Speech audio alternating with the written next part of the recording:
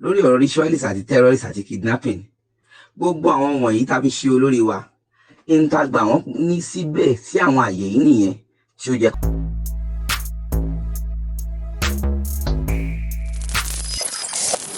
Ẹ̀gbọ́n jẹ́ Túnjí, àbúrò jẹ́ Adé. Arẹ́gbẹ́ lówó, Arẹ́gbẹ́ ti gbà, so kò ń ṣe òòṣà ló ń jọba lẹ̀ ta nígboro ẹnu.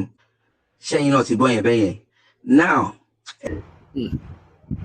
Ẹnu mi gbà ní orúkọ gbogbo ìjòyè mẹ́rìndínlógún tó ń bá Onífẹ̀ẹ́ gbìmọ̀ràn.